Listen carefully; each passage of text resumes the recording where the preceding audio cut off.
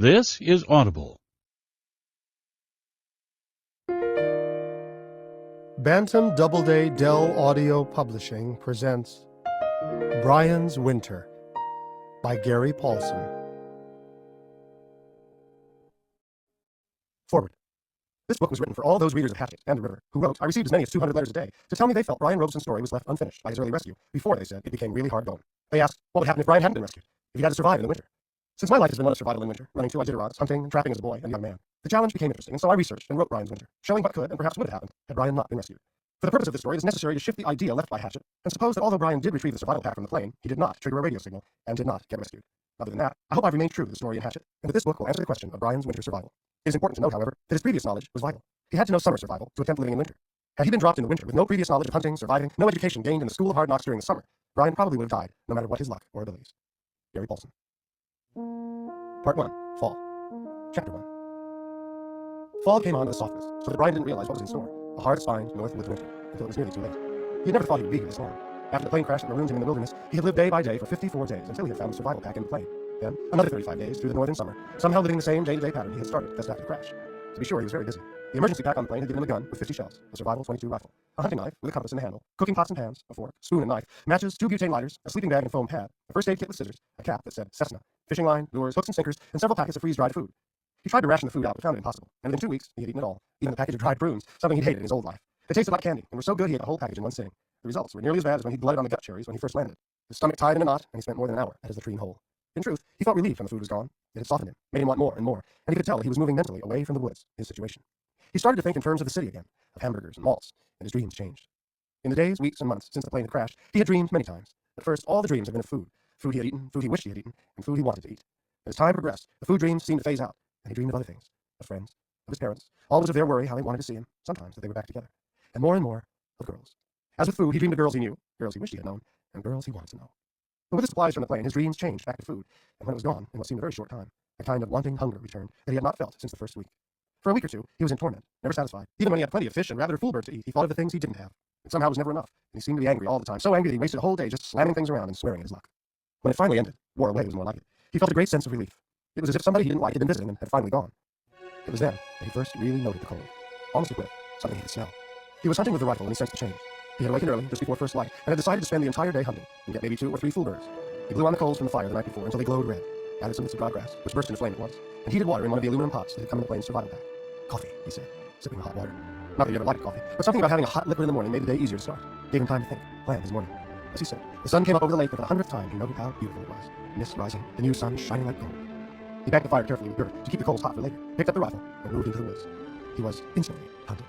All sounds, any movement went into him, filled his eyes, ears, mind, so that he became part of it. And it was then that he noted the change. A new coolness, a touch, a soft kiss on his cheek. It was the same air, the same sun, the same morning, but it was different. So changed that he stopped and raised his hand to his cheek and touched for the coolness that brushed him. Why is it different? He whispered. What smell? It wasn't a smell so much as a feeling, a newness in the air, a chill. There and gone, a brush of new cool air on his cheek, and he should have known what it meant. But just then he saw a rabbit, and raised the little rifle, pulled the trigger, and heard only a click. He recocked the bolt, made certain there was a cartridge in the chamber, and aimed again. The rabbit had remained sitting all this time, and pulled the trigger once more. Click. He cleared the barrel and turned the rifle up to the dawn light. At first he couldn't see anything different. He had come to know the rifle well. Although he still didn't like it much, the noise of the small gun seemed terribly out of place and scared game away. He had to admit it made the shooting of game easier, quicker. He had a limited number of shells and realized they would not last forever, but he still had come to depend on the rifle. Finally, as he pulled the bolt back to get the light down in the action, he saw it. The firing pin, a raised part of the bolt, was broken cleanly away. Worse, it could not be repaired without special tools, which he did not have. That made the rifle worthless, at least as far as being a gun was concerned, and he swore and started back to the camp to get his bow and arrows, and in the movement of things, completely ignored the warning nature had put on his cheek just before he tried to shoot the rat. In camp, he set the rifle aside. It might have some use later as a tool, and picked up the bow. He had come to depend too much on the rifle, and for a moment, the bow and handful of arrows felt unfamiliar to his hands. Before he was away from the camp, he stopped and shot several times into a dirt hummock. The first shot went wide by 2 feet, and he shook his head. Focus, he thought, bring it back. On the second shot, he looked at the target, into the target, drew, and held it for half a second, focusing all the while on the dirt hump. And when he released the arrow with a soft thump, he almost didn't need to watch it fly into the center of the hump. He knew where the arrow would go, knew before he released it, and knew almost before he drew it back.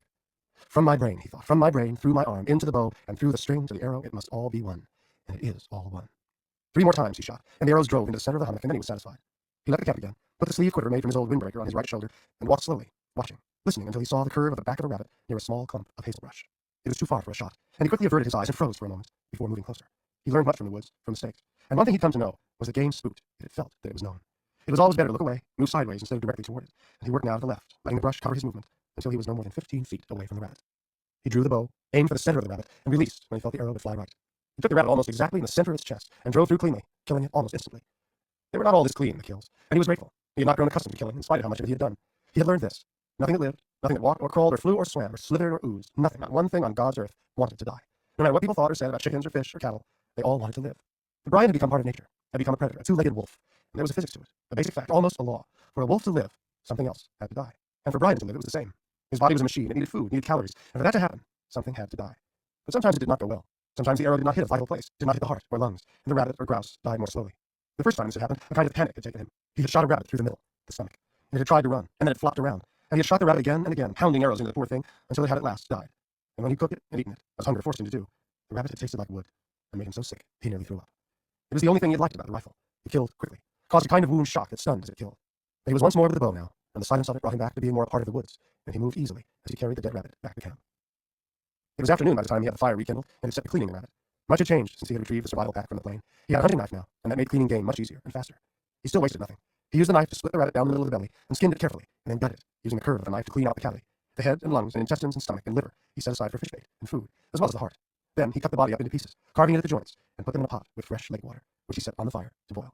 He had found it best to boil everything. Initially, he had cooked meat over the fire on a stick, something he had seen in movies and on television. But it was the wrong way to cook. The flame heated the meat, and all the juices, all the vitamins and nutrients dripped into the fire. Everything was wasted. But by boiling the meat, he made a stew. And when he drank the juice broth, he not only had a rich soup, but something to sip as well. He leaned back against the rock wall next to his shelter opening, and took a minute to think while the meat cooked. It amazed him how little time he had to do that, sit and think. It seemed, the longer he was in the woods, he had marked 68 days counting this day, the more there was to do. Firewood was an endless chore, of course. He kept the fire going whenever he was there and banked it when he left. And since he had burned all the easy wood, the wood close to camp, it took longer to bring wood in. But that wasn't all of his life, and it seemed that everything he had to do dulled. He would get up, check his fishing lines, and remove any fish to store in his live fish pool along the shore. Then see to airing out the sleeping bag, and tend to his toilet, and hunt for the day's meat, and clean it if he made a kill. He often did not, and cook it, and stretch the hide if it was a rabbit to dry, and eat and bank the fire for night, and another day was gone. Just stopping to sit and think was a rare thing. At first he didn't like it much because it brought memories and made him homesick, made him miss his mother and father and other life. But now he relished the time, and he spent it this day doing something he called visiting. He would pick somebody back in what he thought of as the world, and sit and have an imaginary chat with him or her. Usually it was his mother or father, sometimes a friend, and once or twice, a movie or rock star. Initially he worried that he might be going crazy, but then he decided if you felt you were crazy, you weren't really crazy, because he had heard somewhere that crazy people didn't know they were insane, so he went ahead and had the visits. He sat now and visited with his mother. By looking across the lake and letting his eyes go out of focus, he could visualize her face, hear her laugh, and he sat chatting in his mind with her, asking how she was doing, telling her of his life now, and before long, he was surprised to see that the meat had cooked. Brian took the pot off the flame to cool and went down to check the fishing line. There was a small panfish on it. It had blue gills, and he took it off the hook and put it in the holding pen with the others. It was his only saved food, the little pool of fish, and no matter how small the fish, he kept them all. He had learned that as well. Food was everything. Just everything. And none of it, not even the smallest fish, could be let go. When he arrived back at the shelter, the meat and broth had cooled, and he ate quickly. Flies had come when he gutted the rabbit, and they stayed for dinner while he ate. He brushed them away as he ate the meat from the bones and drank the broth, a full quart. They followed him as he went back to the lake to clean the pot, and only left him when there wasn't a smell of food anywhere in the area. He stacked wood for the night fire, and made his bed by restacking the mattress of pine boughs and unrolling the sleeping bag and foam pad. And here he got another warning that he ignored. When he slid into the bag and turned so that he felt the heat from the fire on his face coming through the opening, he did not feel uncomfortable.